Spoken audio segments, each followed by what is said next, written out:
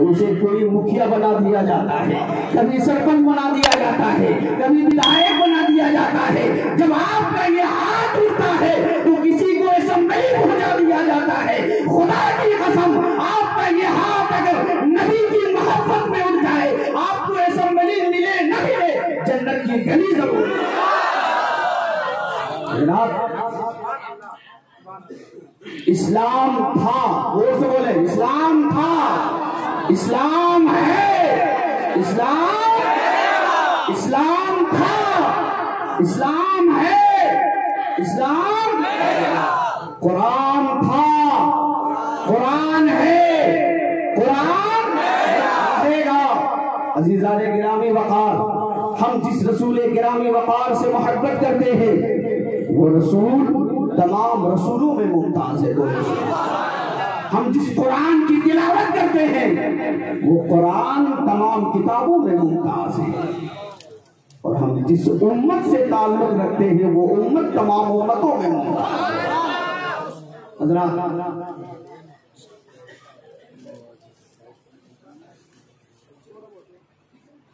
نبی کونین صلی اللہ علیہ وسلم کو پروردگار عالم نے اس دنیا میں کب بھیجا ہے؟ وہ سے بولے کب بھیجا ہے؟ معلوم ہے آپ کو؟ نہیں معلوم؟ سب سے آخر میں کب بھیجا ہے؟ تمام نبیوں سے آخر میں بھیجا ہے۔ اور آپ کے نور کو کب پیدا فرمایا ہے؟ سب سے پہلے پیدا فرمایا، سب سے پہلے پیدا فرمایا اور بھیجا ہے سب سے آخر۔ ایسا کیوں؟ آپ کو سمجھنا ہے، ذرا محبت سے بولیے سبحان اللہ، اور اپنی دل سے بولیے سبحان اللہ۔ نبی کے نور کو پروردگار عالم نے سب سے پہلے پیدا کیا ہے، مگر اسی نور کو پروردگار عالم جب نبوت و رسالت کا تاج پہنا کر دنیا میں بھیج رہا ہے تو سب سے آخر میں بھیج رہا ہے۔ اس کی حکمت کیا ہے، اس کی وجہ کیا ہے؟ آؤ ذرا ذہن کو قریب کرو اور دونوں ہاتھوں کو لہرا کر بول دو سبحان اللہ، اور محبت سے بولو سبحان اللہ۔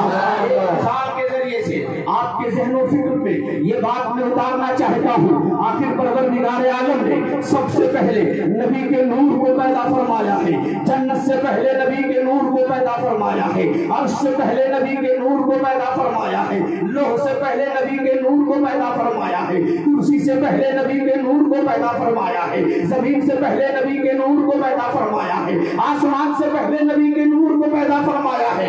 عالم تصور میں پوچھ لیا پروردگار عالم جب تو نے اپنے نبی کے نور کو کائنات کی ہر شے سے پہلے پیدا فرمایا ہے، جنت سے پہلے پیدا فرمایا ہے، زمین و آسمان سے پہلے پیدا فرمایا ہے، زمین و زمان سے پہلے پیدا فرمایا ہے، شمس و قمر سے پہلے پیدا فرمایا ہے، تو سب سے پہلے کیوں نہیں بھیجا ہے؟ سب سے پہلے کیوں نہیں بھیجا ہے؟ آئیے اس حکمت کو سمجھنا ہے تو سمجھنے کے لیے ایک چھوٹی سی مثال میں آپ کے سامنے پیش کرتا ہوں۔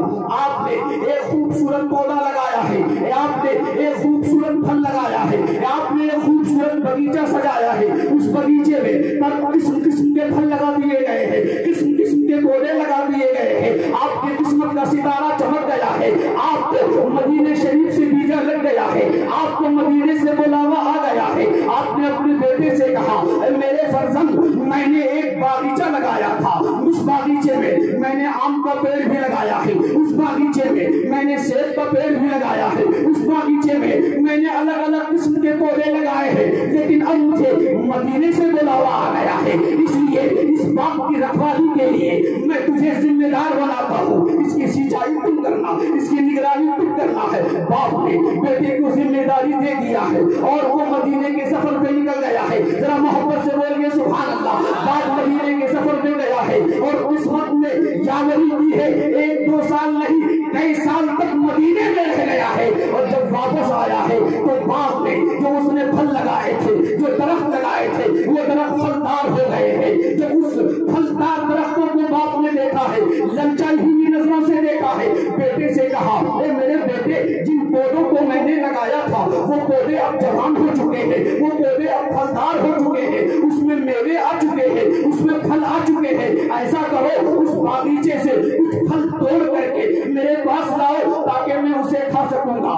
بیٹے نے کہا باپ میں وہ پھل آپ کو نہیں دے سکتا۔ باپ نے کہا کیوں؟ وہ اس لیے، بیٹے نے کہا اس لیے کہ میں نے اس پھل کو سینچا ہے، میں نے اس درخت کو سینچا ہے۔ بیٹے نے کہا میں نے سینچا ہے۔ باپ کہہ رہا ہے میں نے لگایا ہے، لگایا تو میں نے ہے اگرچہ تم نے سینچا ہے۔ باپ بیٹے میں یہ گفتگو ہو رہی ہے، اسی درمیان میں آسمان ٹپک پڑا ہے اور آسمان نے کہا اے باپ بیٹے سن لے، تم نے پودے تو ضرور لگائے ہیں، تم نے اس کی نگرانی تو ضرور کی ہے، مگر اس کو دھوپ میں نے دیا ہے، اس کو سایہ میں نے دیا ہے۔ زمین آسمان ابھی یہ بول ہی رہا تھا کہ زمین ٹپک پڑی، اے آسمان تو بھی خاموش رہا، تم نے اسے تم نے سایہ تو ضرور دیا ہے مگر پانی تو میں نے دیا ہے، اس کے جڑ کو مضبوطی تو میں نے فراہم کی ہے، اس کو نمی تو میں نے پہنچائی ہے۔ اتنے دیر میں آسمان سے برسنے والے بادل نے کہا ہے اے زمین تو بھی خاموش رہ جا، جب اسے پانی کی ضرورت ہوتی تھی تو میں اسے پانی دیا کرتا تھا، جب اسے پیاس لگتی تھی تو میں اس کی پیاس بجھاتا تھا، میں اسے وضو کراتا تھا۔ اسی درمیان میں ہوا بول پڑی ہے اے لوگوں، اے بولنے والے احسان جتانے والے خاموش رہ جاؤ، جب اسے جھولا جھلانے کی ضرورت ہوتی تھی میں اسے جھولا جھلاتی تھی۔ مختصر یہ ہے پودا ایک ہے مگر احسان جتانے والے انیک ہے، ایک پودا ہے مگر باپ بھی احسان جتا رہا ہے، ایک پودا ہے بیٹا بھی احسان جتا رہا ہے، ایک پودا ہے آسمان بھی احسان جتا رہا ہے، زمین بھی احسان جتا رہی ہے۔ بلا تشبیہ و تمثیل اگر ایک شے کو پہلے بنا دیا جائے اور اس کو پہلے بھیج دیا جائے تو ہر شخص اس پر احسان جتاتا ہے، ہر شخص اس پہ احسان جتاتا ہے۔ بلا تشبیہ و تمثیل ہم یہ بتانا چاہتے ہیں اگر پروردگار عالم نبی کے نور سے پہلے جنت کو بناتا، اس جنت میں نبی کے نور کو سجاتا، نبی کے نور سے پہلے عرش کو بناتا، اس عرش میں نبی کے نور کو رکھتا، اور جب نبی کے نور کو دنیا میں بھیجتا تو نبی کے نور کے بارے میں جنت یہ کہہ سکتی تھی پروردگار عالم تیرے نبی کے نور کو میں نے اپنے دامن میں رکھا ہے، اس کے نور کو میں نے اپنے دامن میں کھلایا ہے۔ عرش یہ کہہ سکتا تھا اس نور کو میں نے اپنے دامن میں رکھا ہے، اس لیے پروردگار عالم نے سب سے پہلے نبی کے نور کو پیدا فرمایا تاکہ اس نبی کے نور پہ نہ جنت کا احسان ہو سکے، نہ عرش کا احسان ہو سکے، نہ فرش کا احسان ہو سکے، نہ آسمان کا احسان ہو سکے، بلکہ نبی کے نور پر کائنات کے کسی بھی مخلوق کا احسان نہیں ہے بلکہ تمام مخلوق پر نبی کے نور کا احسان۔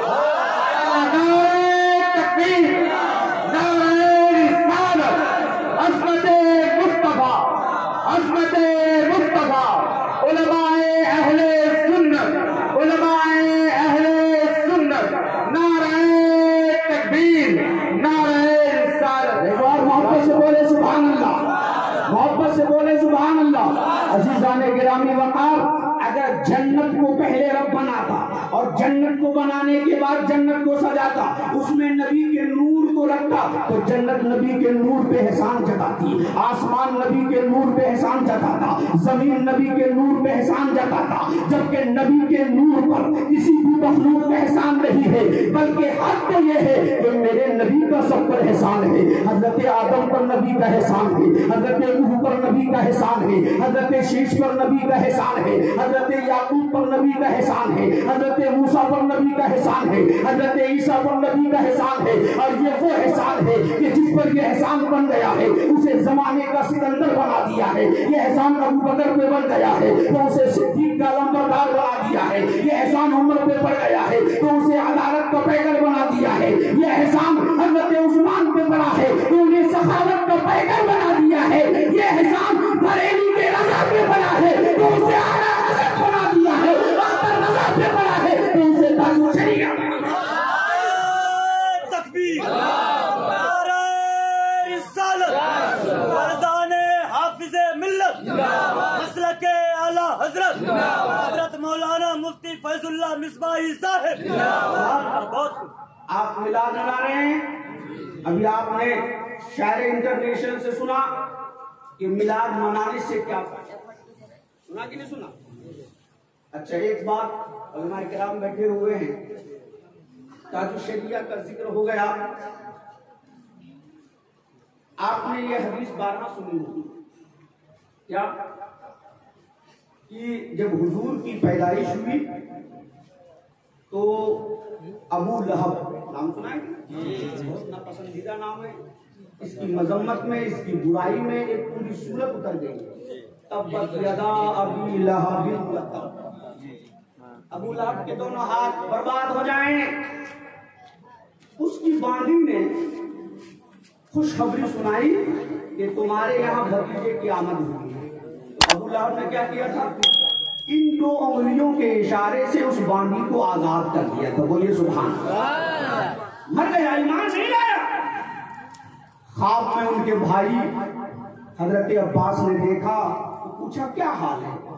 کہا بہت برا حال ہے، طرح طرح کے عذاب میں گرفتار ہوں، لیکن پیر کے دن، پیر جانتے ہیں نا، اتوار کے بعد سوموار نہیں بولنا چاہیے، اس لیے میں سوموار نہیں بولوں، سوموار غیر لوگ بولتے ہیں، اس کو پیر بولتے ہیں۔ کیا بولیں گے؟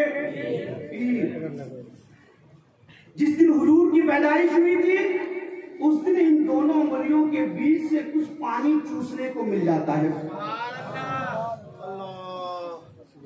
محدثین نے لکھا ہے کہ جب ایک بدبودار کافر، ماشاءاللہ، جس کے کفر پر مرنے پر سب کا اتفاق ہے، اگر وہ نبی کی پیدائش پر خوشی منائے تو اسے فائدہ مل جاتا ہے۔ تو اے نبی نگر کے مسلمانوں، اے علی نگر کے مسلمانوں، اے مالدہ میں بسنے والوں، ایک بدبودار کافر اگر نبی کی پیدائش پہ جشن منائے، خوشی ملائے تو اس کے عذاب میں تخفیف ہو جائے۔ آپ نے نبی کی محبت میں یہ جلسہ سجایا ہے، آپ نے نبی کی محبت میں یہ قمقمے لگائے ہیں، آپ نے نبی کی محبت میں حضرت دلبر شاہی کو بلایا ہے، آپ نے نبی کی محبت میں حضرت علامہ آصف اقبال کو بلایا ہے، آپ نے نبی کی محبت میں یہ جلسہ سجایا ہے۔ جب نبی کی محبت سے ایک کافر کو فائدہ ہو سکتا ہے تو نبی نگر کے مسلمانوں کو کیوں نہیں ہو سکتا ہے؟ آپ کو کیوں نہیں ہو سکتا ہے؟ اس لیے کہ جب ایک کافر کو عذاب میں تخفیف ہو سکتی ہے تو مسلمانوں کو جہنم کے عذاب سے نجات کیوں نہیں مل سکتی؟ یہ بات تو آپ نے پہلے بھی سنی مگر اب میں جو بتانے جا رہا ہوں وہ سنیے۔ یہ حدیث بخاری شریف میں موجود ہے۔ تاج الشریعہ چلے گئے کہاں؟ حج کے لیے۔ کہاں گئے؟ تاج الشریعہ صرف پیر نہیں تھے، وہ علوم اعلی حضرت کی سچی تصویر تھی۔ بخاری شریف پڑھا رہے ہیں، ایک یہودی شیخ کھڑا ہو گیا، اس نے کہا آپ لوگ جو حدیث بیان کرتے ہیں میلاد کی فضیلت پر کہ ابو لہب نے خوشی منائی تو اس کے عذاب میں تخفیف ہو گئی، وہ حدیث صحیح نہیں ہے، اس لیے کہ وہ حدیث قرآن کے خلاف ہے، وہ حدیث قرآن کے خلاف ہے، اور یہ ضابطہ ہے کہ جس حدیث کا مضمون قرآن کے خلاف ہو وہ حدیث غلط مانی جائے۔ تاج الشریعہ نے کہا کیسے قرآن کے خلاف ہے؟ تو حفاظ کرام بیٹھے ہوں گے، علماء کرام، اس نے ایک آیت پڑھی جس کا مفہوم یہ ہے خالدین فیہا لا یخفف عنہم العذاب ولا هم ینظرون، کہ یہ کافر ہمیشہ جہنم میں رہیں گے، ان کے عذاب میں کمی نہیں ہوگی، ان کے عذاب میں تخفیف نہیں ہوگی۔ تو قرآن تو یہ کہہ رہا ہے کافروں کے عذاب میں تخفیف نہیں ہوگی، اور حدیث سے آپ بتاتے ہو کہ ابو لہب کے عذاب میں تخفیف ہو گیا ہے، تو یہ تو قرآن کے خلاف ہو گیا۔ تو قرآن میں تو غلط ہو نہیں سکتا، اور حدیث میں تو بہت لوگوں نے گڑھ دیا ہے، اپنی طرف سے گڑھ دیا ہے، اس لیے آپ کو ماننا ہوگا جو حدیث آپ پیش کر رہے ہو وہ حدیث غلط ہے۔ عزیزان گرامی وقار، یہ کس کے سامنے پیش کیا ہے؟ تاج الشریعہ کے سامنے پیش کیا ہے، جس تاج الشریعہ کو علم کا سمندر کہا جاتا ہے، جس تاج الشریعہ کو علم کا بحر بیکرا کہا جاتا ہے۔ تاج الشریعہ نے کہا ہے اے نجدی سن لے، میرے نزدیک حدیث بھی صحیح ہے، میرے نزدیک قرآن بھی صحیح ہے۔ محبت سے بولو نا سبحان اللہ۔ یہ کیسے ہو سکتا ہے؟ قرآن کہتا ہے عذاب میں تخفیف نہیں ہوگی، حدیث کہتی ہے عذاب میں تخفیف ہو گئی، دونوں کیسے صحیح ہوگا؟ دونوں میں ٹکراؤ ہو رہا ہے، دونوں میں تعارف ہو رہا ہے، دونوں میں ٹکراؤ ہو رہا ہے۔ تاج الشریعہ نے کہا یہ تمہارے عقل میں ٹکراؤ ہو رہا ہے، ہے، حقیقت میں ٹکراؤ نہیں ہو رہا ہے، یہ ایک علمی بحث ہے، مگر آپ کے معیار پر اتر کر کے میں آپ کے ذہن و فکر میں یہ بات اتارنا چاہتا ہوں۔ عزیزان گرامی وقار، کوئی کہے کہ یہاں پہ جلسہ ہو رہا ہے تو یہ صحیح ہے کہ نہیں؟ اور اگر کوئی یہ کہے یہاں پہ جلسہ ہوا، یہ صحیح ہے؟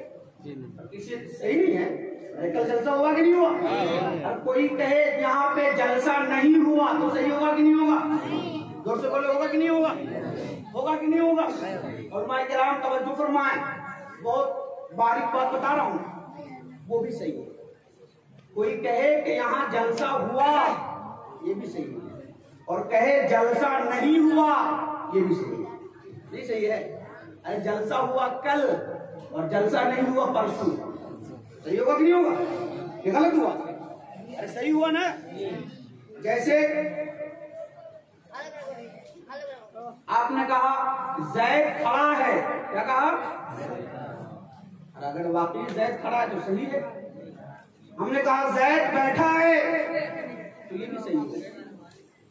زید کھڑا ہے ابھی، زید بیٹھا ہے کل گزشتہ، کیا مطلب؟ ایسا ہو سکتا ہے کہ ایک بات ثابت کیا جائے ایک زمانے کے اعتبار سے اور اس بات کی نفی کر دیا جائے دوسرے زمانے کے اعتبار سے، تو دونوں میں ٹکراؤ ہوگا۔ ہم نے کہا کل جلسہ ہوا تو صحیح ہے کہ نہیں؟ پرسوں جلسہ نہیں ہوا تو صحیح ہوا کہ نہیں؟ کیونکہ دونوں حکم الگ الگ زمانے کے اعتبار سے، جلسہ ہوا کل کے اعتبار سے، جلسہ نہیں ہوا پرسوں کے اعتبار سے، دونوں میں ٹکراؤ ہوگا، دونوں میں آپس میں ٹکراؤ ہے۔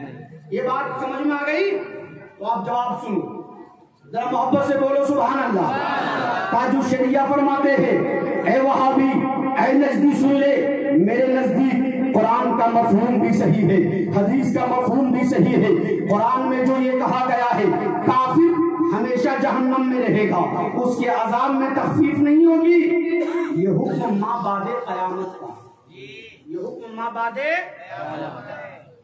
حدیث میں جو کہا گیا ہے کہ ابو لہب کے عذاب میں تخفیف ہوئی، یہ حکم ابھی کا ہے۔ کب کا ہے؟ ابھی کا ہے، کہ ابھی قیامت قائم نہیں ہوئی ہے، جب تک قیامت قائم نہیں ہوئی ہے اس کے عذاب میں تخفیف ہو رہی ہے۔ میلاد منانے کا اس کو فائدہ مل رہا ہے، نبی کے جشن منانے کا اس کو فائدہ مل رہا ہے، اور جب قیامت قائم ہو جائے گی، میزان عمل قائم کر دیا جائے گا، حساب و کتاب ہو جائے گا، کافر جہنم میں چلے جائیں گے، جنتی جنت میں چلے جائیں گے، جب کافر جہنم میں چلے جائیں گے، خالدین فیہا، تب وہ ہمیشہ جہنم میں رہیں گے، ان کے عذاب میں کوئی تخفیف نہیں ہوگی۔ تو تخفیف نہ ہونے کا جو حکم لگایا گیا ہے وہ ما بعد قیامت کا ہے، اور حدیث میں جو حکم لگایا گیا ہے وہ ما قبل قیامت کا ہے۔ پتہ یہ چلا حدیث کا مفہوم بھی صحیح ہے اور آیت کا مفہوم بھی صحیح ہے، اسی لیے ہم کہتے ہیں تاج الشریعہ صرف کسی پیر کا نام نہیں ہے بلکہ علوم اعلیٰ حضرت کی سچی تصویر۔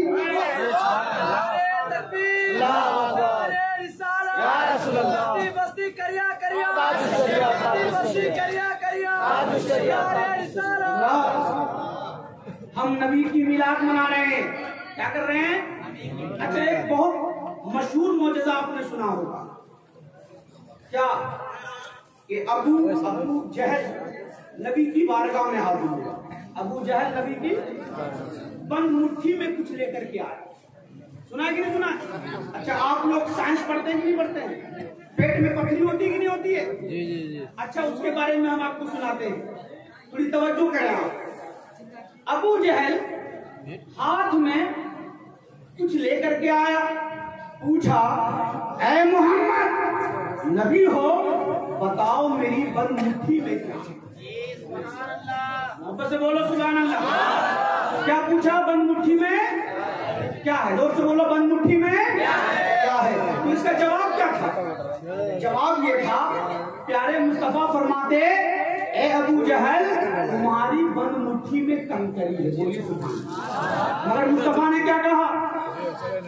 یہ بتایا کہ بند مٹھی میں کنکری ہے؟ نہیں، بلکہ بند مٹھی میں جو کنکری تھی اس سے اپنا کلمہ پڑھا لیا۔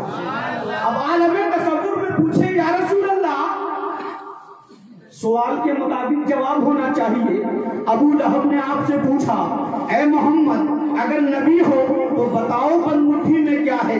اس کا جواب یہ تھا یا رسول اللہ آپ بتا دیتے تمہارے بن مٹھی میں کنکری ہے, تمہارے بن مٹھی میں کنکری ہے, اور ڈیٹیل ہوتی تو آپ اس کی تعداد بتا دیتے. تمہاری بن مٹھی میں جو کنکری ہے اس کی تعداد یہ ہے, اس کی کوانٹٹی یہ ہے, وہ 5 ہے, وہ 10 ہے, اور ڈیٹیل مطلوب ہوتی تو آپ بتا دیتے جو کنکری ہے اس کی تعداد یہ ہے, فلاں کنکری کی سائز یہ ہے, اس کا موٹاپا یہ ہے, اس کی لمبائی چوڑائی یہ ہے. مگر یا رسول اللہ نہ آپ کنکری کی تعداد بتا رہے ہیں, نہ آپ اس کا سائز بتا رہے ہیں, نہ موٹاپا بتا رہے ہیں, بلکہ بن مٹھی میں کنکریوں سے کلمہ پڑھا رہے ہیں. تو اس میں حکمت کیا ہے, اس میں راز کیا ہے؟ ذرا محبت سے بولو سبحان اللہ, ذرا اور عقیدت سے بولو سبحان اللہ, اور توحید سے بولو سبحان اللہ. آخر آپ غور کریے پیارے مصطفیٰ نے بن مٹھی میں کلمہ کیوں پڑھایا ہے؟ ان کی تعداد کو نہیں بتایا ہے, لمبائی چوڑائی کو نہیں بتایا ہے, گہرائی کو نہیں بتایا ہے. اس لیے کہ کیوں نہیں بتایا ہے؟ اس لیے نہیں بتایا کہ میرے مصطفیٰ کو رب تبارک و تعالیٰ نے علم غیب عطا فرمایا ہے. آج سے 1400 سال پہلے میرے مصطفیٰ نے جان لیا تھا کہ 1400 سال کے بعد زمانے میں کیا ترقی ہوگی. میرے مصطفیٰ نے یہ جان لیا تھا. اگر آج بن مٹھی میں ہم کنکریوں کی تعداد کو بتا دیں گے, تمہارے ہاتھ میں جو کنکریاں ہیں ان کی تعداد یہ ہے, ان کا موٹاپا یہ ہے, ان کی سائز یہ ہے, تو آج سے 1400 سال کے بعد ایک ایسا زمانہ پیدا ہوگا جس زمانے میں میڈیکل سائنس والے تک ترقی کر لیں گے, ڈاکٹر اتنے ترقی کر لیں گے, ایسے ایسے مشین ایجاد کر لیے جائیں گے کہ ہم تو بن مٹھی میں کنکری کو بتا رہے ہیں, مگر مشینوں کے ذریعے یہ بھی بتا دیا جائے گا کہ پیٹ میں کنکری کہاں چھپی ہوئی ہے, پیٹ میں کنکری کہاں چھپی ہوئی ہے. جو کنکری چھپی ہوئی ہے اس کی لمبائی کیا ہے, اس کا موٹاپا کیا ہے, اس کی سائز کیا ہے, اس کی کوانٹٹی کیا ہے. اس وقت میں اگر میرے اندر میرا غلام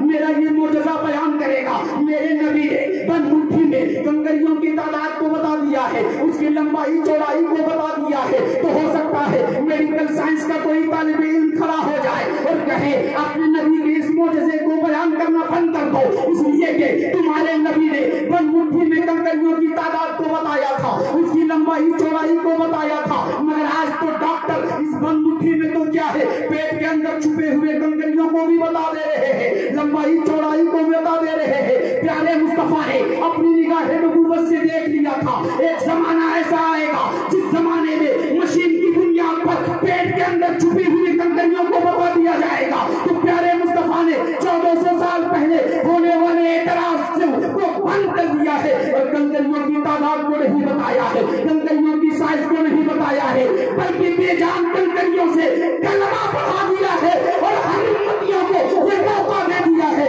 اے دنیا والوں, اے میڈیکل سائنس کی تعلیم حاصل کرنے والوں, جو تم چاہے جتنی بھی ترقی کر لو, مشین کے ذریعے سے تم کنکریوں کی تعداد کو بتا سکتے ہو, لمبائی چوڑائی کو بتا سکتے ہو, مگر ان بے زبان کنکریوں کو زبان نہیں دے سکتے ہو. میرے مصطفیٰ نے بے زبان کنکریوں کو کلمہ پڑھا کر کے رہتی دنیا تک کے پوری امت کو یہ پیغام دے دیا ہے. میں نے جو معجزہ پیش کیا ہے اس کا جواب نہ کل پیش کیا جا سکا, نہ آج پیش کیا جا رہا ہے, نہ صبح قیامت تک. سبحان اللہ, نعرہ تکبیر, نعرہ رسالت, نعرہ حیداری, مسلک اعلی حضرت, عظمت مصطفیٰ, عظمت مصطفیٰ, نعرہ رسالت. محبت سے بولے یا غوث المدد, یا غوث المدد, یا غوث المدد. چلے گئے ہیں نا, کل ان کو یہ تقریر سنا دیجیے گا, ہے نا, ٹھیک ہے. اچھا یہ بتائیے لوگ چاند پر پہنچے کہ نہیں پہنچے؟ یہ آپ کو معلوم ہے کہ نہیں؟ چاند پر پہنچ بھی گئے اور وہاں پر آبادی بسانے کی کوشش کر رہے کہ نہیں؟ آج تک سورج پر کوئی پہنچا ہے؟ نہیں. ہم انبیاء کے معجزے کو بیان کرتے ہیں, اولیاء کی کرامتوں کو بیان کرتے ہیں, تو کچھ لوگ کہتے ہیں ایسے کیسے ہو سکتا ہے؟ ابے جو عقل میں نہ آئے, اگر نبی سے ظاہر ہو جائے تو اسی کو تو معجزہ کہتے ہیں, ولی سے ظاہر ہو جائے تو اسی کو تو کرامت کہتے ہیں. غوث اعظم मुरीदों के झुरमुट में बैठे हुए तालीम दे रहे हैं, सिखा रहे हैं। उसी दरमियान आपकी रिजाई माँ आ जाती। बोले सुभान अल्लाह। रिजाई माँ किसको बोलते हैं? दूध पिलाने वाली माँ। एक तो अपनी माँ हुई और एक तो वो है कि अपने कोख से जना नहीं है मगर दूध पिला दिया बच्चे, तो उसको क्या बोला जाता है? रिजाई माँ। क्या बोला जाता है? दूध पिलाने वाली माँ। गौसे आजम बैठे हुए, रिजाई माँ आ जाती है। मोहब्बत से बोलिए सुभान अल्लाह। रिजाई माँ पर, दूध पिलाने वाली माँ पर नजर पड़ी तो गौसे आजम खड़े हो गए।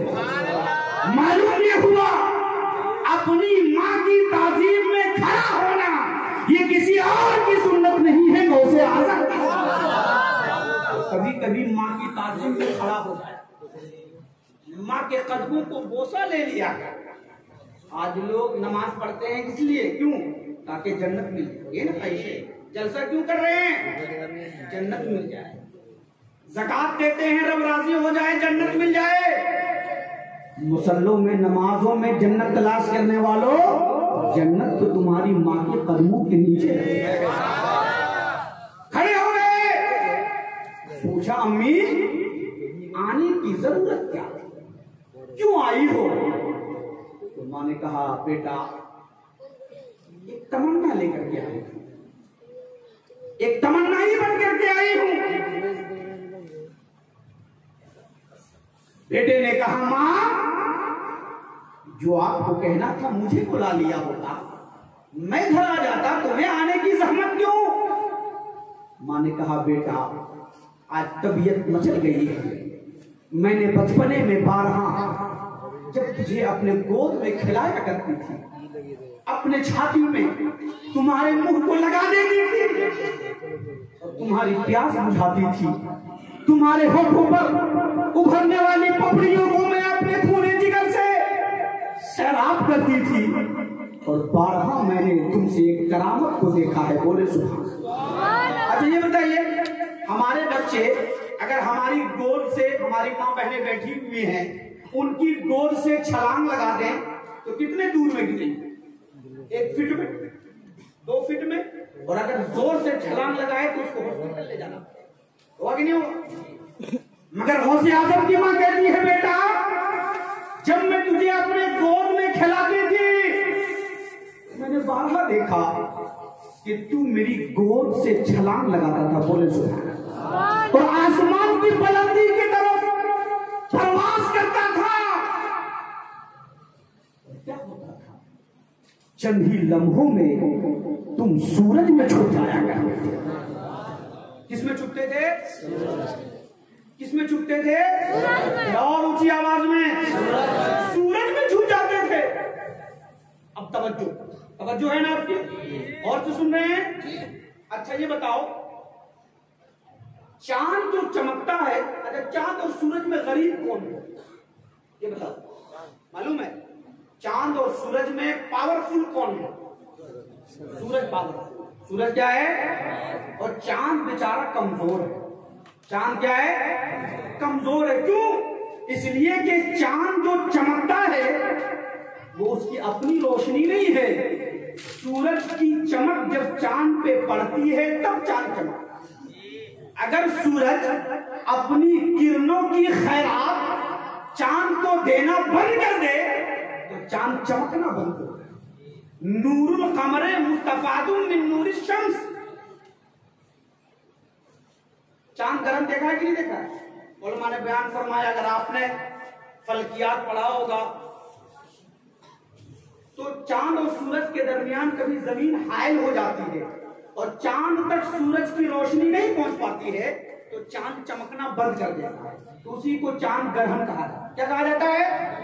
बताना क्या है? बताना ये है कि चांद बेचारा कमजोर है, सूरज ताकतवर है। आलमे तसव्वुर में पूछें غوث اعظم آپ تو غریبوں کی مدد کرنے کے لیے آئے ہیں، غوث اعظم آپ تو ماں بیواؤں کی مدد کرنے کے لیے آئے ہیں، آپ تو گردوں کو اٹھانے کے لیے آئے ہیں، بے سہاروں کو سہارا دینے کے لیے آئے ہیں۔ غوث اعظم چاند بیچارہ کمزور تھا، سورج تو پہلے ہی پاورفل ہے، اگر آپ کو نوازنا تھا تو آپ نے چاند کو نواز دیا ہوتا، آپ کے قدموں کی برکت چاند کو مل جاتی تو چاند کی قسمت کی معراج ہو جاتی، مگر کیا وجہ ہے آپ نے اپنے قدموں سے چاند کو نوازا نہیں ہے، سورج کو نوازا ہے۔ تو عالم تصور میں جب ہم نے اپنے غوث سے پوچھا ہے تو غوث نے جواب دیا ہے، اے میرے غلام تجھے معلوم نہیں ہے، میں نے اپنی نگاہ ولایت سے دیکھا ہے 800 سال کے بعد ایک ایسا زمانہ آئے گا، دنیا اس قدر ترقی کر لے گی کہ پگڈنڈیوں پہ چلنے والا انسان، زمین پہ چلنے والا انسان آسمان کی فضاؤں کو چیرتا ہوا نظر آئے گا، زمین پہ صحیح سے نہ چلنے والا انسان چاند تک پہنچ جائے گا، چاند پہ آبادیاں قائم کر لے گا۔ اگر میں اپنے قدم کو چاند پر پہنچا دیتا اور اس زمانے میں جب تم میرا یہ معجزہ بیان کرتے تو مجمع سے کھڑے ہو کر کے کوئی یہ کہہ سکتا تھا غوث اعظم کے اس معجزے اس کرامت کو بیان کرنا بند کر دو۔ اگر آج سے 800 سال پہلے تمہارے غوث نے اپنے قدم کو چاند تک پہنچایا ہے تو آج امریکہ بھی چاند پر پہنچ رہا ہے، آج روس بھی چاند پہ پہنچ رہا ہے، آج دنیا کے دوسرے ممالک والے بھی چاند تک پہنچ رہے ہیں۔ اس وقت میری کرامت کی کوئی وقت نہ رہتی، میں نے اپنی نگاہ وراثت سے دیکھ لیا ہے، لوگ چاند تک تو پہنچ جائیں گے مگر سورج تک نہیں پہنچ سکتے۔ میں نے 800 سال پہلے اپنے قدم کو سورج پہ پہنچا دیا ہے تاکہ دنیا والوں کو بتا سکو، اے دنیا والوں تم چاہے جتنی بھی ترقی کر لو، تم چاہے جتنی بھی ترقی کر لو، آسمان کی فضاؤں کو تو چیر سکتے ہو، آسمان کی بلندیوں کو مسخر کر سکتے ہو، اور تم چاند پہ کمندیں ڈال سکتے ہو، وہاں پہ آبادیاں قائم کر سکتے ہو، وہاں پر زمینیں تلاش کر سکتے ہو، مگر 800 سال پہلے غوث اعظم نے جو اپنے قدم کو سورج میں پہنچایا ہے، نہ تم کل پہنچا سکتے، نہ آپ پہنچا سکتے ہو، نہ تمہیں آیا۔ عزیزان گرامی وقار، آپ کو فخر کرنا چاہیے، آپ اس غوث اعظم کو ماننے والے ہو جنہوں نے اپنے پیر کو سورج تک پہنچایا۔ محبت سے بولیے سبحان اللہ۔ عزیزان گرامی وقار، ہم اور آپ نبی سے محبت کرتے ہیں، کرتے ہیں کہ نہیں کرتے ہیں؟ کرتے ہیں کہ نہیں کرتے ہیں؟ کیا فائدہ ہوا؟ آپ نے یہ جلسہ سجایا کس لیے سجایا ہے؟ نام کمانے کے لیے کہ ثواب کمانے کے لیے؟ زور سے بولو۔ جو نام کمانے کے لیے وہ گھر جاتے ہیں، اور جو ثواب کمانے کے لیے ہے وہ یہاں پر بیٹھے ہوئے ہیں۔ جو جس سے محبت کرتا ہے اس کا خوب ذکر کرتا ہے۔ اللہ کے رسول نے فرمایا من احب شیئا اکثر ذکرہ، جو جس سے محبت کرتا ہے وہ اس کا ذکر خوب کرتا ہے۔ تمہیں فخر کرنا چاہیے کہ تم کسی دنیا دار سے محبت نہیں کرتے ہو، کوئی کرکٹر سے محبت کرتا ہے، کوئی کسی دنیا دار سے محبت کرتا ہے، کوئی کسی صاحب ثروت سے محبت کرتا ہے۔ سن لیو، تمہیں فخر ہونا چاہیے، تم دنیا دار سے محبت نہیں کر رہے ہو، احمد مختار سے محبت کر رہے ہو۔ اور محبت کا صلہ کیا ملے گا؟ پیغمبر ارشاد فرماتے ہیں المرء مع من احب یوم القیامہ، دنیا میں انسان جس سے محبت کرتا ہے قیامت کے دن اس کا حشر اسی کے ساتھ۔ تو نبی کے ساتھ آپ کا حشر ہوگا تو آپ کو فائدہ کیا ہوگا؟ ایک مثال سے میں آپ کو آپ نے چاول خریدا، کیا خریدا؟ زور سے بولو۔ بہت قیمتی چاول خریدا اور اس قیمتی چاول میں کچھ دانے خراب ملا دیے۔ کیا ملا دیے جائیں؟ خراب ملا دیے جائیں تو وہ قیمتی چاول جو 50 روپے کلو ہے اس میں 2-4 دانے خراب مل گئے تو کیا اس کی قیمت گھٹ جاتی ہے؟ گھٹتی ہے؟ وہ خراب چاول بھی وہ اچھے دام میں بک جاتے ہیں۔ کیا ہوتے ہیں؟ اچھے داموں میں۔ ایک مجلس لگی ہوئی ہے جہاں پر ہر ایک کو جانے کی اجازت نہیں ہے، اس مخصوص لوگوں کو جانے کی اجازت ہے، وہی جا سکتے ہیں جو پاورفل ہیں، वही जा सकते हैं जो चेयरमैन हैं, वही जा सकते हैं जो साहिब इख्तिदार हैं, वही जा सकते हैं जो उलमा हैं, वही जा सकते हैं जो सुलहा हैं, वही जा सकते हैं जो अइम्मा हैं। आप अपने इमाम से मोहब्बत करते हो, इमाम ने कहा आज मेरी दावत है फला मजलिस में, तुम्हें भी मेरे साथ चलना है। आप मुक्तदी हो, इमाम की खिदमत करते हो, इमाम के लिए वजू का पानी इंतजाम करते हो, इमाम की जरूरतों का ख्याल करते हो। इमाम ने आपको साथ ले लिया है, इमाम साहब दरवाजे पे पहुंचे हैं, दरवाजे पे दरबान खड़ा है, उसने इमाम को जाने दे दिया, आपको रोक लिया। इमाम साहब ने देखा मेरे मुक्तदी को रोक दिया गया है, मेरे मुक्तदी को अंदर जाने नहीं दिया जा रहा है। इमाम साहब ने अपने बढ़ते हुए कदम को पीछे लौटा लिया है और दरबान से कहा है, ऐ दरबान तुमने मेरे मुक्तदी को क्यों रोका है? तो दरबान ने कहा, हुजूर आपको मालूम नहीं है ये मखसूस जलसा है, ये मखसूस मजमा है, ये मखसूस महफिल है, हर एक को जाने की इजाजत नहीं है, हर एक को जाने की इजाजत नहीं है। वही जा सकता है जो मखसूस होगा, वही जा सकता है जो नेक होगा, वही जा सकता है जो परहेजगार होगा, वही जा सकता है जो नमाजों की पाबंदी करता होगा, वही जा सकता है जो झूठ से बचता होगा, वही जा सकता है जो शोहरों की खिदमत करती होगी। और इस मजलिस में वही जा सकते हैं जो शरीयत पर कारबंद होंगे। इमाम से हमने कहा ये सब तो ठीक है, लेकिन ये मेरा मुक्तदी है, मुझसे मोहब्बत करता है, मेरी चाहत इसके दिलों में जागुज़ी हो गई है, इसलिए मैं उस वक्त तक के इस मजमे में शामिल नहीं होगा जब तक कि मेरे मुक्तदी को न जाने दिया जाए। ये गुफ्तगू चल ही रही थी, सदर मजलिस को खबर हो गई है। सदर मजलिस ने दरबान से पूछा, ऐ दरबान बात क्या हो रही है? दरबान ने कहा, हुजूर मामला ये है, फला इमाम साहब आए हुए हैं, फला इमाम साहब अपने साथ मुक्तदी को लाए हुए हैं, वो कहते हैं उस वक्त तक के मैं मजलिस में नहीं जाऊंगा जब तक कि मेरे साथ मेरा मुक्तदी नहीं जाएगा, जब तक कि मेरे साथ मेरा चाहने वाला नहीं जाएगा, और जब तक कि वो नहीं जाएगा मैं मजमे में नहीं जाऊंगा, मैं मजलिस में शरीक नहीं होगा। सदर मजलिस की दरियाए रहमत जोश में आ जाती है। उसने कहा, जाओ इमाम के साथ उसके मुक्तदियों को आने की इजाजत मैंने दे दी है। बिला तशबीह व तमसील आप गौसे आज़म से मोहब्बत करते हो, आप ख्वाजा पाक से मोहब्बत करते हो, आप बुजुर्गान दीन से मोहब्बत करते हो, भला ही आपके अमाल सही नहीं है, भला ही आपके अखलाक सही नहीं है, मगर ये बुजुर्गान दीन जब जन्नत में जाएंगे, जब जन्नत में जाएंगे, जब जन्नत में जाएंगे अपने साथ आपको ले जाएंगे। अगर दारोगाए जन्नत ने आपको रोक दिया है तो गौसे आज़म कहेंगे, ए दारोगाए जन्नत इसे क्यों रोका है? दारोगाए जन्नत ने अगर ये कहा ये बदकिरदार था, ये बदअमाल था, गौसे आज़म की मोहब्बत अगर सच्ची मोहब्बत आपके दिलों में होगी तो गौसे आज़म फरमाएंगे ये बद तो सही था, बदकार तो सही था, मगर मुझसे मोहब्बत करता था, मुझसे अकीदत रखता था। मैं उस वक्त तक के जन्नत में नहीं जाऊंगा जब तक कि मेरा मुरीद नहीं जाएगा, मेरा मुरीद नहीं जाएगा। रब की रहमत जोश में आएगी, रब की रहमत फरमाएगी, ऐ अब्दुल कादिर तुमने मेरी मोहब्बत में अपने वजूद को फना कर दिया है, अब मैंने इजाजत दे दिया है जो तुझसे मोहब्बत करता है तू भी जन्नत में चले जा और अपने मोहब्बत करने वाले को नारे तकबीर, नारे रिसालत, नारे हैदरी, मसलके आला हज़रत, मसलके आला हज़रत, उलमाए अहले सुन्नत, नारे तकबीर। आप यहाँ बैठे हो तो बिला वजह नहीं बैठे हो, नबी की मोहब्बत में बैठो। किसकी मोहब्बत में? और मोहब्बत से बोलो किसकी मोहब्बत में? और अल्लाह के रसूल क्या फरमाते हैं? अल-मरउ मा मन अहब्ब यौमल क़यामह। दुनिया में जो जिससे मोहब्बत करता है क़यामत के दिन उसका हश्र उसी के साथ होगा। किससे होगा? उसी के। अब कुछ बदअकीदा लोग कहते हैं ये सुन्नी मौलाना अपने आप को नबी के साथ मिलाना, कहते हैं हम नबी से मोहब्बत करते हैं तो हमारा हश्र नबी के साथ है, तो अपने आप को नबी से मिला रहे हैं। आओ इस एतराज का भी जवाब हम आपको दे दें। जवाब दे दें, तकरीर खत्म कर दें। अच्छा ये बताओ, अल्लाह ने आपको दौलत दिया है, अल्लाह ने आपको सर्वत दिया है, अल्लाह ने आपको इख्तियार दिया है, आपने अपने साथ 2-4 नौकर को भी रख दिया है।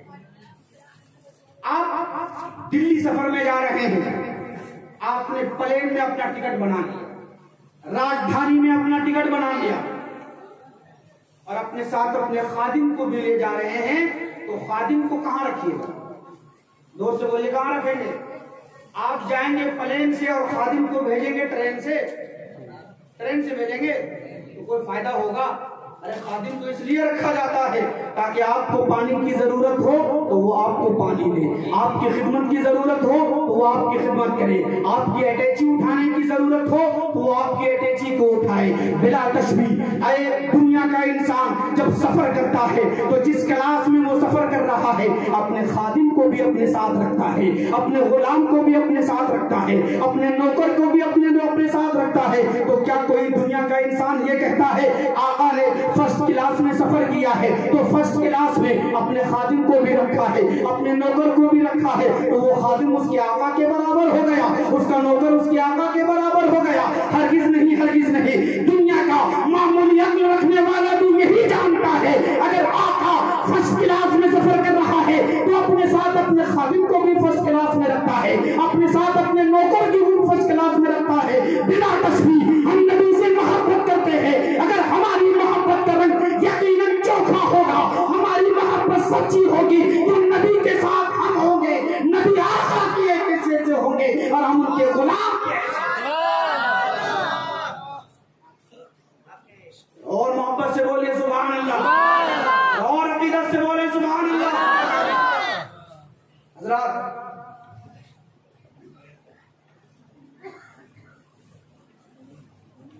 اللہ نے، میری گفتگو کس سے شروع ہوئی تھی کہ اللہ نے سب سے پہلے کس کو پیدا فرمایا؟ نبی کے نور کو پیدا فرمایا۔ کس کو پیدا فرمایا؟ نبی کے نور کو پیدا فرمایا اور بھیجا ہے سب سے آخر میں بھیجا ہے۔ اچھا، جب نبی کے نور کو پیدا فرمایا تو وہ نور تھا کہاں؟ بھیجا سب سے آخر میں، تو آخر وہ نور کہیں ہوگا نا، کہاں تھا؟ یہ بتاؤ، آپ اسکول میں پڑھتے ہو، سائنس وغیرہ پڑھتے ہو،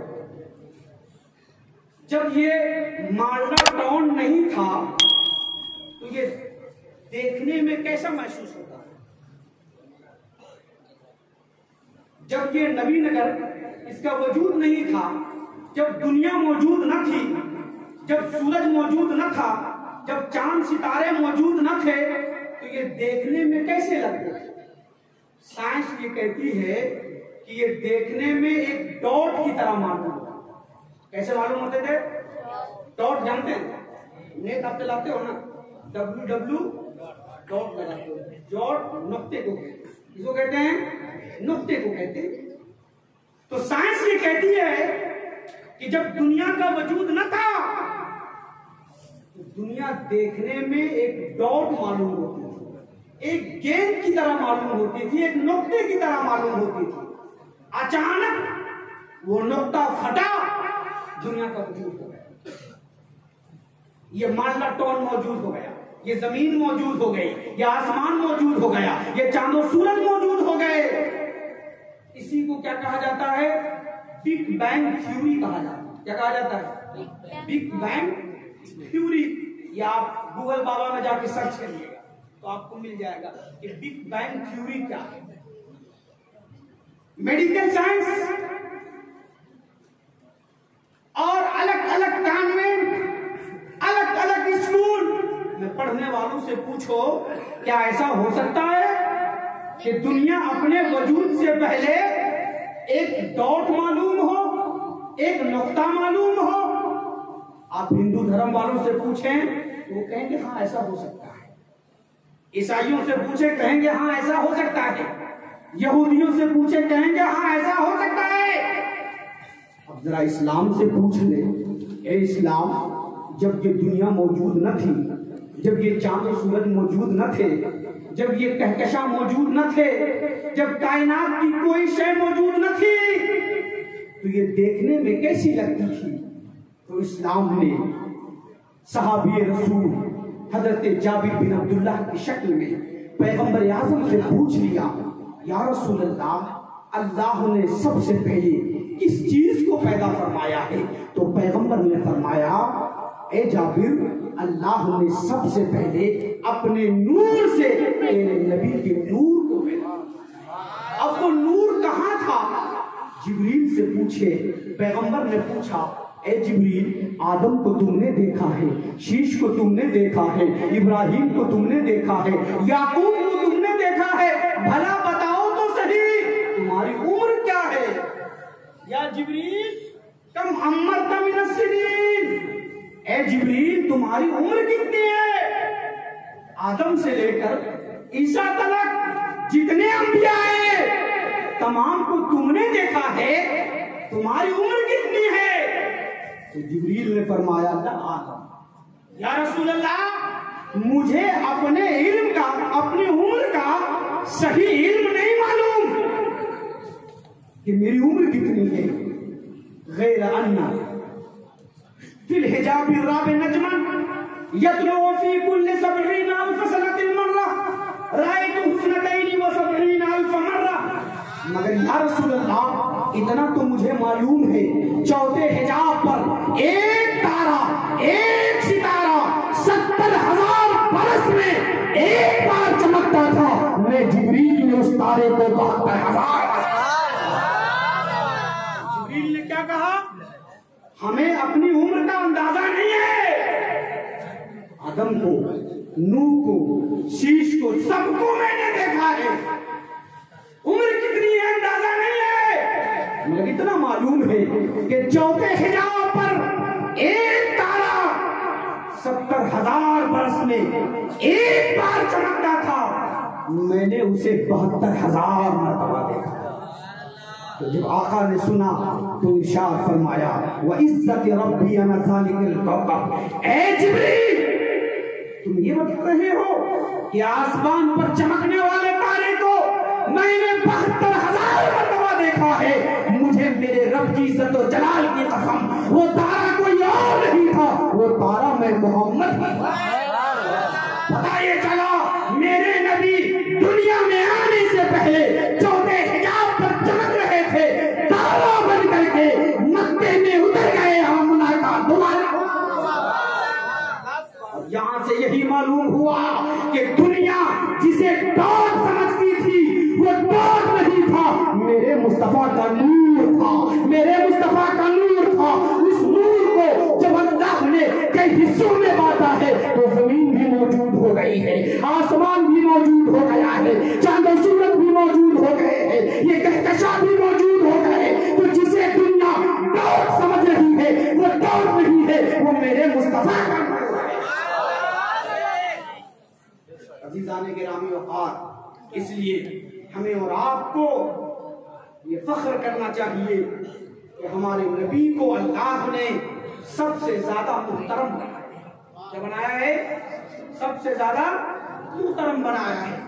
آدم سے لے کر عیسیٰ تک جتنے انبیاء کرام آئے تمام انبیاء کرام کو جتنے معجزے عطا کیے گئے, جتنے فضائل و کمالات عطا کیے گئے, وہ سارے فضائل میرے مصطفیٰ کو عطا کر دیے گئے, پیارے آقا کو عطا کر دیے گئے. اعلیٰ حضرت فرماتے ہیں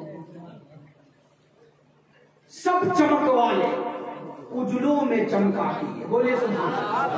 سب چمک والے اجلوں میں چمکا کیے, اندھے شیشوں میں چمکا ہمارا. یہ بتاؤ نبی نگر کے مسلمانوں کوئی اندھے شیشے میں چمک سکتا ہے کیا؟ ذرا غور سے بتاؤ, چمک سکتا ہے کیا؟ آپ شیشہ دیکھتے ہو تو پہلے شیشہ کو چمکاتے ہو پھر آپ کا چہرہ چمکتا ہے. ایک شیشہ لگا ہوا ہے اس میں پینٹ کر دیا جائے, کیا کیا جائے تو آپ کا چہرہ چمکے گا کیا؟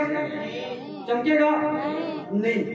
مگر اعلیٰ حضرت کیا فرماتے ہیں سب چمک والے, زور سے بولیں, سب چمک والے اجلوں میں چمکا کیے, اندھے شیشوں میں چمکا.